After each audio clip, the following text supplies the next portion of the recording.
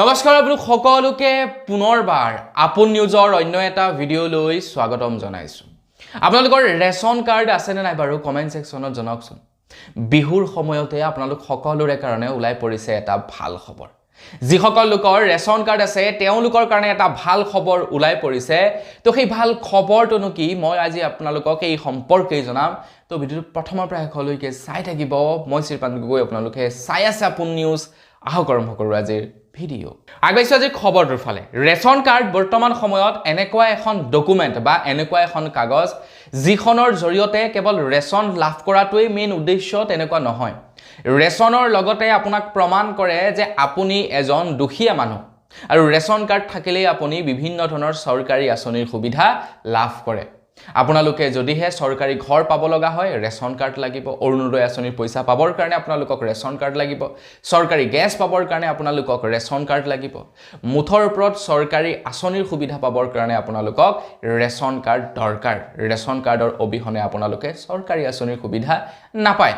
কাৰণ চৰকাৰে জানে যাৰ যাৰ ৰেচন কাৰ্ড আছে তেওঁলোক দুখীয়া মানুহ আৰু তেওঁলোকক চৰকাৰী সা সুবিধা প্ৰদান কৰিব লাগে। তো আপোনালোকৰ ৰেচন কাৰ্ড আছে নে নাই সেই সম্পৰ্কেও কমেন্ট সেকশনত জনাবলৈ নাপাহৰিব। তো যিসকলৰ ৰেচন কাৰ্ড আছে তেওঁলোকৰ কাৰণে আজি এটা ভাল খবৰ লৈ আহিছোঁ। কেন্দ্ৰ চৰকাৰ ফালৰ পৰা ঘোষণা কৰিছে যে খুব সোনকালে আপোনালোকে এতিয়া আপোনালোকৰ ৰেচন কাৰ্ডৰ কাম কাজসমূহ অনলাইনতে কৰিব পাৰিব। কিছু সময়ৰ ভিতৰতে আপোনালোকে ৰেচন কাৰ্ডৰ কাম কাজবিলাক অনলাইনত কৰিব পাৰিব। যেনে হৈ গ'ল KYC। ৰেচন কাৰ্ডৰ আজিকালি KYC কৰিব লাগে। আপোনালোকে ফিংগাৰপ্ৰিণ্ট দিব লাগে, আধাৰ কাৰ্ড লিংক কৰিব লাগে। এইটো হ'ল এটা সৰ্বসাধাৰণ কাম ধৰি লওক। তাৰ উপৰিও যেনে ৰেচন কাৰ্ডত নাম ভৰ্তি কৰোৱা, যেনে ৰেচন কাৰ্ডৰ এপ্লাই কৰা, যেনে ৰেচন কাৰ্ড স্থানান্তৰিত কৰা। তো এই কাজবিলাকো আপোনালোকে খুব কম দিনৰ ভিতৰতে অনলাইনত কৰিব পাৰিব বুলি জনাইছে। আৰু 2026 চনৰ ভিতৰত আপোনালোকে এই কাম কাজবিলাক কৰিব পাৰিব।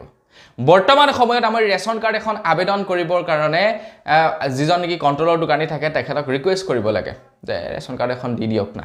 বা আপোনাৰ KYC কৰিব লগা হ'ল তেখেতৰ ওচৰত যাব লাগে ফিংগাৰপ্ৰিণ্ট লগাবৰ কাৰণে। এতিয়া কোনোবা এজন ব্যক্তি থাকে সৌ বোলে বেংগলোৰত গৈ তেখেতেতো KYC কৰিবহি নোৱাৰে, যাৰ কাৰণে তেখেতৰ নামটো ৰেচন কাৰ্ডৰ পৰা বাদ পৰে।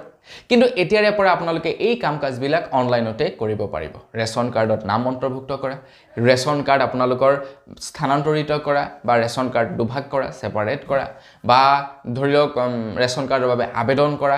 এই কাম কাজবিলাক যিবিলাক মানে এতিয়ালৈকে অনলাইন হোৱা নাই সেই কাম কাজবিলাকো আপোনালোকে অনলাইনত কৰিব পাৰিব। বৰ্তমান ক'বলৈ গ'লে এক প্ৰকাৰে ৰেচন কাৰ্ডখন অনলাইন হ'লেই, ঠিক আছে, কিন্তু পাব্লিকেলি সেইখন মুকলি কৰি দিয়া নাই। এতিয়া যিসকল কণ্ট্ৰলৰ দোকানী থাকে তেওঁলোকেতো অনলাইনতে কৰে। তেওঁলোকে আপোনাৰ সেই মেচিনটোতে তেওঁলোকে অনলাইনত কাম কাজবিলাক কৰে, কিন্তু আমাক কৰিবলৈ নিদিয়ে। যেনেকৈ আমি ভোটাৰ কাৰ্ড এখন নিজে আবেদন কৰিব পাৰোঁ, ঠিক তেনেকৈ ৰেচন কাৰ্ড এখন নিজে আবেদন কৰিব নোৱাৰোঁ। যেনেকৈ ভোটাৰ কাৰ্ডৰ KYC আমি নিজে কৰিব পাৰোঁ, ঠিক তেনেকৈ আমি ৰেচন কাৰ্ডৰ KYC আমি নিজে কৰিব নোৱাৰোঁ। কিন্তু যিজন কণ্ট্ৰলৰ দোকানী থাকে তেওঁলোকে পাৰে, তেওঁলোকে আপোনালোকক অনলাইনত কৰাই দিয়ে। ৰেচন কাৰ্ডৰ প্ৰক্ৰিয়াটো এতিয়াও অনলাইন, কিন্তু কথা হ'ল কি আমাৰ কাৰণে সেয়া মুকলি কৰি দিয়া নাই আৰু খুব সোনকালে সেয়া আমাৰ কাৰণে মুকলি কৰি দিব। এতিয়া ইয়াৰ ফলত কেনেকুৱা ধৰণৰ আপোনালোকৰ সুবিধা হ'ব, ধৰি লওক আপোনালোকৰ KYC কৰিব লগা আছে। তো KYC কৰিবৰ কাৰণে আপোনালোকৰ ঘৰৰ মানুহ নাই যেনিবা, ঠিক আছে, আপোনাৰ ঘৰৰ মানুহ কোনোবা ক'ৰবাত গৈ কাম কৰি আছে। তো তেখেতে সেই স্থানৰ পৰাই KYC কৰিব পাৰিব। কিমান সহজ ভাবকচোন আপোনালোকে। তাৰ পৰাই KYC কৰিব পাৰে। অৱশ্যে এতিয়াও তাৰ পৰাই KYC কৰিব পাৰে। য'ত তেখেত থাকে তাৰ যিকোনো এখন কণ্ট্ৰলৰ দোকানত গৈ KYC কৰিবগৈ পাৰে, ন' ডাউট। কিন্তু সেই কণ্ট্ৰলৰ দোকানীজনে বাৰু কৰি দিয়ে নে নিদিয়ে সেইটো এটা সমস্যা। তো তাৰ কাৰণে নিজৰ মোবাইল ফোনটো ব্যৱহাৰ কৰিয়ে কৰিব পাৰিব সকলোবিলাক কাম কাজ।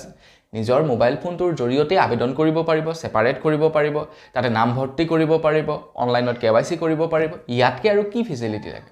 2026 চনত আপোনালোকে এই কাম কাজবিলাক অনলাইনতেই কৰিব পাৰিব বুলি জনাইছে। আৰু সকলোৰে কাৰণে এইটো এটা ভাল খবৰ বুলি মই ভাবোঁ।